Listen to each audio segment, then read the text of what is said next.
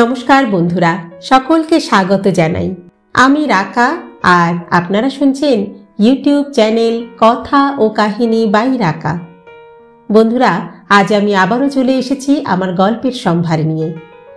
আজ আপনাদের শোনাবো শ্রদ্ধেয় সাহিত্যিক তারাশঙ্কর বন্দ্যোপাধ্যায়ের একটি জনপ্রিয় ছোট গল্প খাজাঞ্চি বাবু। গল্প পাঠ যদি ভালো লাগে তাহলে একটা ছোট্ট লাইক করে দেবেন। আর হ্যাঁ, আমাদের চ্যানেলে যদি আপনি প্রথমবারের জন্য এসে থাকেন তাহলে অবশ্যই চ্যানেলটি সাবস্ক্রাইব করে নেবেন কিন্তু। আসুন তাহলে শুরু করা যাক। শুরু হচ্ছে তারাশঙ্কর বন্দ্যোপাধ্যায়ের খাজাঞ্চি বাবু।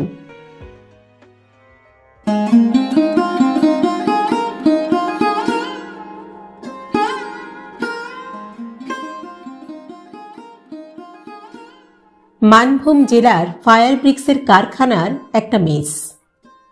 খাপড়ায় ছাওয়া একটানা লম্বা ব্যারেক ধরনের একখানা বাংলো।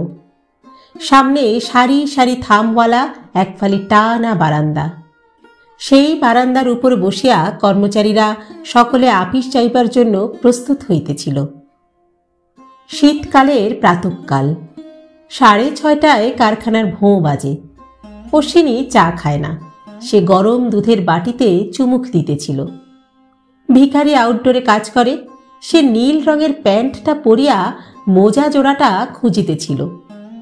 তরুণ বৌদি রোজ 25টা করে ডন ফেলে, সে একাদশ ডনটি ফেলিতেছিল। বুড়ো শশী মিস্ত্রি গতরাত্রের উদ্বৃত্ত মাংসের চর্বিগুলি গিলিতেছিল। ঠিক এই সময়েই কারখানার ভোঁ বাজিয়া উঠিল। ভোঁ ভোঁ ভোঁ। শেষ সিটি তো বটে, থামিয়া থামিয়া বাজিতেছে। যে যেমন অবস্থায় ছিল ছুটিল। ম্যানেজার নূতন লোক, সাহেবী মেজাজ। তাহার নূতন বন্দোবস্তে নিয়ম হইয়াছে যে 6:30টার সিটি বাজিবার 5 মিনিটের মধ্যে সকলকে আসিয়া হাজিরা বই সহি করিতে হইবে। তাহার অধিক 1 মিনিটও বিলম্ব হইলে অর্ধেক দিন অনুপস্থিত লেখা হইবে। বৌদি একাদশ ডনটাতে ব্যায়াম শেষ করিয়া লাফ দিয়া উঠিয়া বলিল, স্লেভারি! ওহ! সে তাড়াতাড়ি একটা জামা টানিয়া লইয়া বাহির হইয়া পড়িল। আপিসে আসিয়া দেখিল সেখানে রীতিমতো যুদ্ধ আরম্ভ হইয়া গিয়াছে। সার্ভেয়ার খাজাঞ্চিকে বলিতেছে, হু আর ইউ? তুমি কে? What right? কে তোমাকে সিটি বাজেবার হুকুম দিয়েছে? হ্যাঁ, হু আর ইউ? বৌদি ঘড়ির দিকে চাহিয়া দেখিল 6:30 বাজিতে এখনো 5 মিনিট দেরি আছে, অর্থাৎ প্রায় 10 মিনিট পূর্বে সিটি দেওয়া হইয়াছে। রক্ত যেন তাহার মাথায় চড়িয়া গেল। সে ঘুষি পাকাইয়া খাজাঞ্চির নাকের কাছে আসিয়া বলিল, ইয়ে কোথাকার! কি হয়েছে আপনাদের? নূতন ম্যানেজার সাহেবের কণ্ঠস্বর। সঙ্গে সঙ্গে সবাই চুপ করিয়া গেল। বৃদ্ধ খাজাঞ্চি হাঁপ ছাড়িয়া বাঁচিল। সে ঈষৎ উৎসাহের সহিত বলিল, স্যার, কাল থেকে তো অনেক কাজ বাকি পড়ে আছে। গাড়ি লোডিং তো শেষ হয়নি। 10 নম্বর কি লেন? বাধা দিয়া ম্যানেজার বলিলেন, সে হিসেব আমি চাইনি। আমি জানতে চাই এ গোলমাল কিসের জন্য? খাজাঞ্চি হতবাক হইয়া গেল। সে ফ্যাল ফ্যাল করিয়া চাহিয়া রহিল শুধু। সার্ভেয়ার সকলের মধ্যে পদস্থ ব্যক্তি। সে অগ্রসর হইয়া আসিয়া কহিল, স্যার, কাল থেকে আপনি অর্ডার দিয়েছেন যে সকাল 6:30টার মধ্যে কাজ আরম্ভ হবে। আসতে 5 মিনিটের বেশি দেরি হলে হাফ ডে ওয়ার্ক কাটা যাবে। শীতকালের দিন স্যার। আর আজ খাজাঞ্চি বাবু এসে 6:20 মানে 10 মিনিট আগে সিটি দিতে হুকুম দিয়েছেন। আমাদের কারো খাওয়া হয়নি স্যার, মুখের চা পর্যন্ত আমরা ফেলে এসেছি। ম্যানেজার ঘড়ির দিকে চাহিয়া দেখিলেন 6:30টার এখনো 2 মিনিট বিলম্ব আছে। নিজের হাত ঘড়িটার দিকে চাহিয়া দেখিলেন সেই ঘড়িটাও ঠিক তাহাই বলিতেছে। ম্যানেজার বলিলেন, ওয়েল, আধ ঘন্টা কাজ করে আপনারা আমাদের ডিপার্টমেন্টের কাজ চালু করে দিন। তারপর গিয়ে সব লাঞ্চ খেয়ে আসুন, কেমন? 7টা থেকে 7:30 পর্যন্ত আজ আপনাদের ছুটি থাকলো। যান যান সব। মিনিট দুইয়ের মধ্যেই আপিসটা পরিষ্কার হইয়া গেল। খাজাঞ্চি আপনার আসনে গিয়া বসিল। ম্যানেজার বলিলেন, আপনি 10 মিনিট আগে সিটি দিতে হুকুম দিয়েছিলেন? খাজাঞ্চি বলিলেন, আগে কাল থেকে অনেক কাজ যে বাকি আছে স্যার, লোডিং তো শেষ হয়নি। 10। অসহিষ্ণুভাবে ম্যানেজার বলিলেন, সেসব আমি জানি, আমি যা জিজ্ঞেস করছি তার উত্তর দিন। ফ্যাল ফ্যাল করিয়া ম্যানেজারের মুখের দিকে চাহিয়া খাজাঞ্চি বলিলেন, আগে হ্যাঁ স্যার। কেন? ঘন্টা বা সিটি দিতে হুকুম দেওয়ার ভার তো আপনার উপর নেই? আগে কাল থেকে অনেক কাজ বাকি পড়ে আছে স্যার, লোডিংও শেষ হয়নি, আর ওই 10 নম্বর কিলেন। আপনি কি কারখানার মালিক? আগে না স্যার। আজ আপনাকে মাফ করলাম, কিন্তু আর যেন না হয়, বুঝলেন? ম্যানেজার গটগট করিয়া চলিয়া গেল। শীতের দিনেও খাজাঞ্চি ঘামিয়া উঠিয়াছিল। বেচারি কপালের ঘাম মুছিয়া আপনার কাজে মন দিল। ক্যাশ বাক্সের উপর একটা প্রণাম করিয়া সে খাতা খুলিয়া বসিল। খাজাঞ্চি বাবু, টাকাটা আমারে জলদি দিয়ে দেন তো। স্টোর ডিপার্টমেন্টের পিয়ন একখানা ভাউচার ফেলিয়া দিল। ম্যানেজারের সই করা ভাউচার, 110 টাকা দিতে হইবে। খাজাঞ্চি বলিল, এত টাকা কি হবে? আগে ওই খড় কিনতে হবে। ও, তা দাঁড়াও বাপু, একবার শুধিয়ে আসি। ভাউচারখানি হাতে করিয়া খাজাঞ্চি ম্যানেজারের ঘরের দরজায় আসিয়া উপস্থিত হইল। পর্দা ঠেলিয়া ঘরে ঢুকিতে ভয় হইতেছিল। সে ফিরিল, কিন্তু আবার ফিরিয়া গিয়া বাহির হইতে ডাকিল, স্যার। আসুন। এই ভাউচারের টাকাটা। ম্যানেজার তাহার দিকে চাহিয়া বলিলেন, টাকা কি কম আছে? মাথা চুলকাইয়া খাজাঞ্চি বলিল, আগে না, তবে। তবে আজ কি কোনো বড় পেমেন্ট আছে নাকি? আগে না স্যার, দেবো কিনা তাই শুধোচ্ছি। সবিস্ময়ে খাজাঞ্চির মুখের দিকে চাহিয়া ম্যানেজার বলিলেন, মানে হোয়াট ডু ইউ মিন? ভাউচারে যখন সই করেছি তখনই তো আমি দিতে বলে দিয়েছি।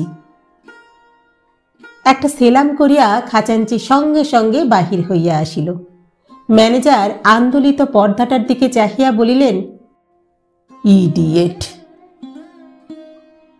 বাক্স খুলিয়া টাকা গুনিয়া গাথিয়া পিয়নকে দিয়া খাজাঞ্চি বলিল, নাও সই করো। পিয়ন সই করিয়া দিল। টাকা লইয়া সে চলিয়া যাইতেছিল, কিন্তু খাজাঞ্চি বলিল, শোনো শোনো। কি খাজাঞ্চি বাবু? দাঁড়াও বাপু, আর একবার ভালো করে গুনে দেখি, ভুল হলো না তো। আবার দেখিয়া গুনিয়া দিয়া খাজাঞ্চি খাতায় খরচ লিখিল, স্টোর খাতে খরচ। তারপর ম্যানেজারের ঘরের দিকে চলিয়া গেল। স্যার। আসুন। কি কি বলছেন আবার? আগে খড়ের টাকাটা দিয়ে দিলাম। ম্যানেজার অবাক হইয়া খাজাঞ্চির মুখের দিকে চাহিয়া রহিলেন। খাজাঞ্চি একটা সেলাম করিয়া বাহির হইয়া আসিল। 12টার ভোঁ বাজিল। স্নানাহারের জন্য এখন 1.5 ঘন্টা ছুটি। মেসে আসিয়া খাজাঞ্চি আপনার নিয়ম মতো জুতো জোড়াটি ঘরের ঠিক মধ্যস্থলে খুলিয়া রাখিল। তারপর গায়ের জামাটি খুলিয়া ঘটি ও গামছা হাতে বারান্দার 3 নম্বর থামের খাটালটিতে বসিয়া তেল মাখিতে লাগিল। স্টোর কিপার ওদিকে তেল মাখিতেছিল। সে প্রশ্ন করিল, বোদ্দা, নতুন সাহেব কেমন লোক? হ্যাঁ? খাজাঞ্চির নামও বদিবাব।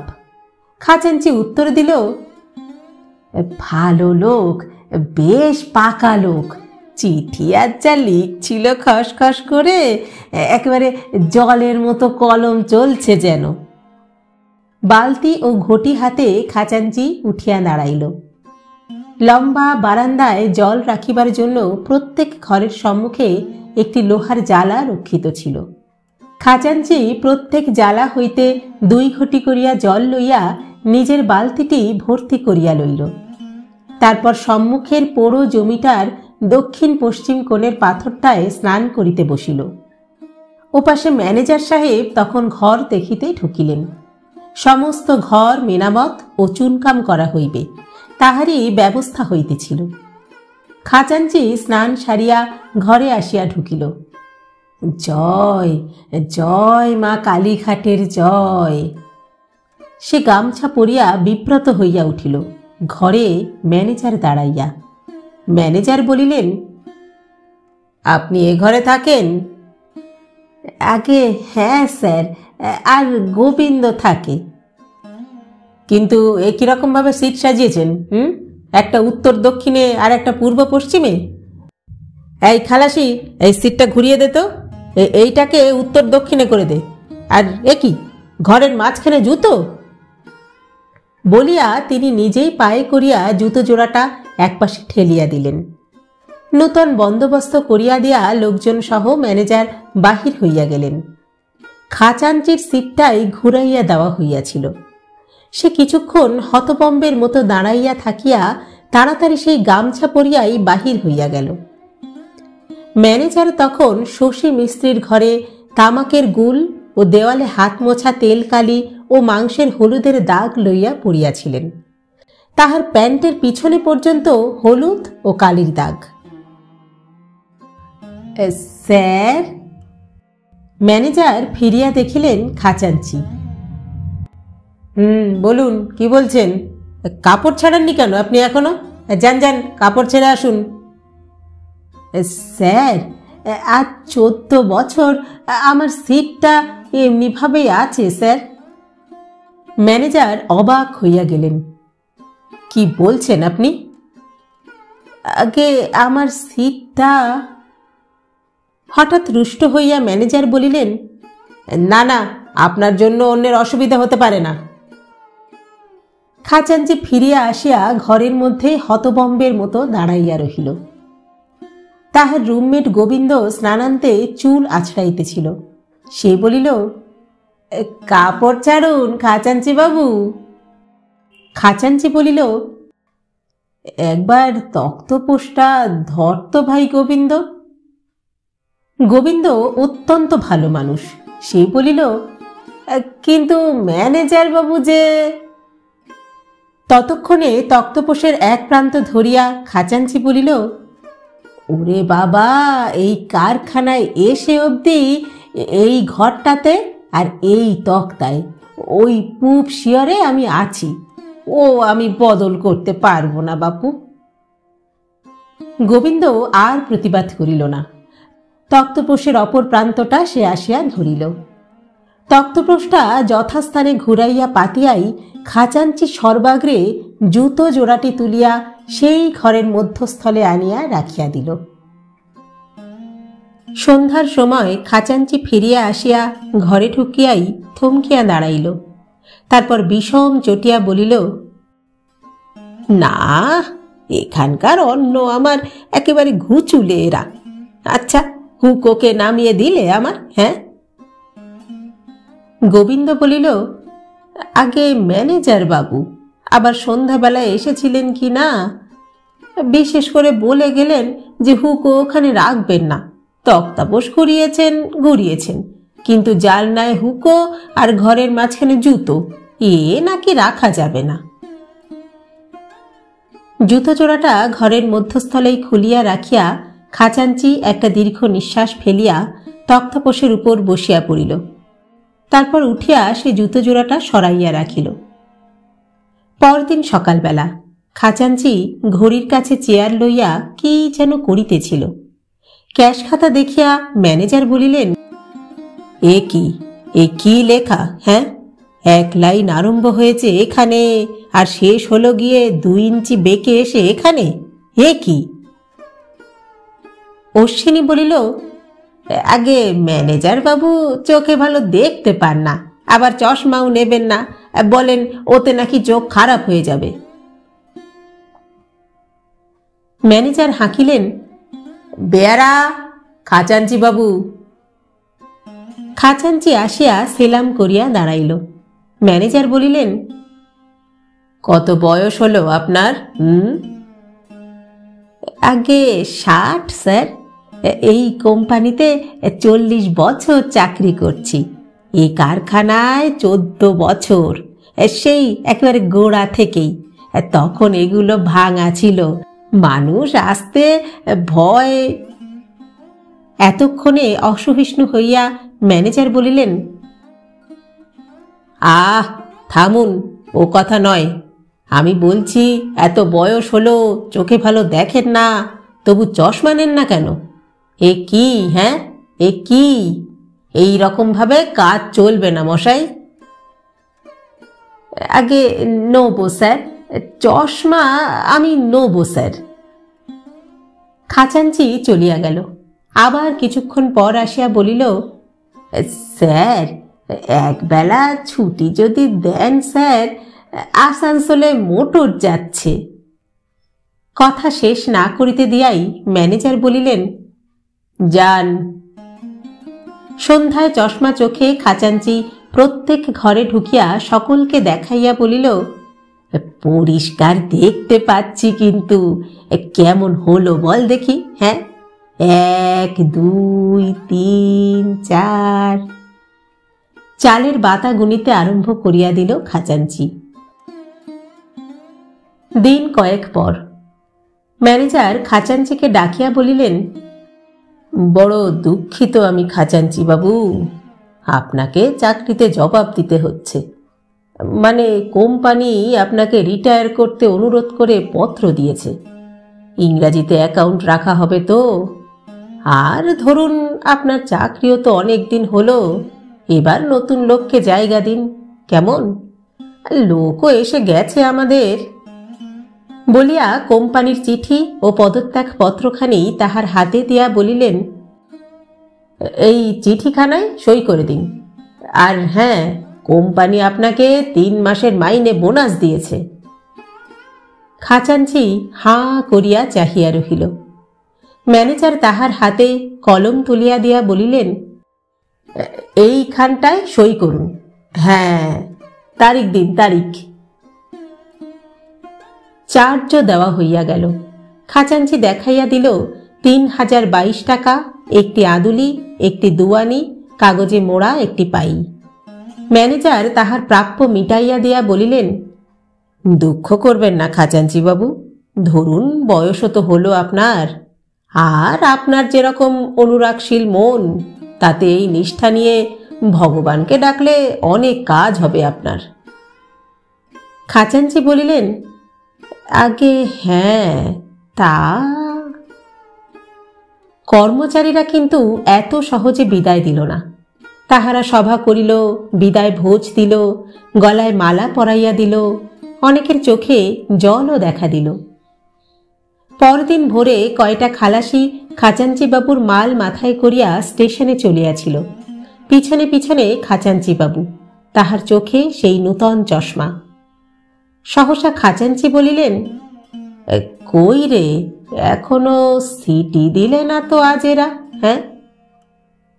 খালাসি বলিল, এখনো তো সময় হয়নি বাবু, এই গাড়িটা যাবে তবে তো।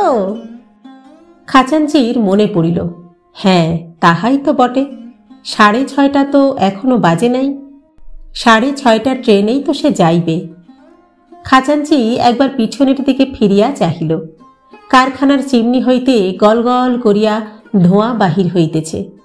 সে চোখ ফিরাইয়া লইল। একটা দীর্ঘ নিঃশ্বাস ফেলিয়া ম্লান হাসি হাসিয়া আপন মনেই বলিয়া উঠিল, হ্যাঁ, ভগবান আছেন।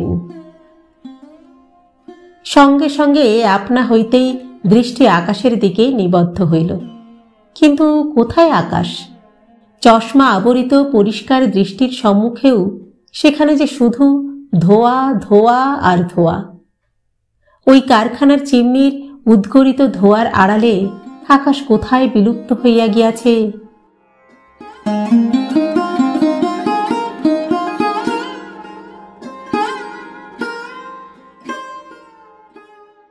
শেষ হল তারাশঙ্কর বন্দ্যোপাধ্যায়ের খাজাঞ্চি বাবু।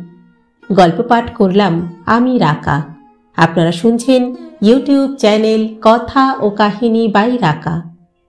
আজকের গল্পটি কেমন লাগলো আপনাদের কমেন্ট বক্সে অবশ্যই জানাবেন। কিন্তু গল্প পাঠ ভালো লাগলে একটা ছোট্ট লাইক করে দিয়ে যাবেন। আর আমাদের চ্যানেলে যদি আপনি প্রথমবারের জন্য এসে থাকেন তাহলে অবশ্যই চ্যানেলটি সাবস্ক্রাইব করে নেবেন। কিন্তু আজ তাহলে এখানেই বিদায় চেয়ে নিচ্ছি। পরবর্তী গল্প নিয়ে ফিরে আসবো খুব শীঘ্র। ততদিন সকলে সুস্থ থাকবেন, ভালো থাকবেন এবং অবশ্যই আমাদের সঙ্গে থাকবেন। নমস্কার।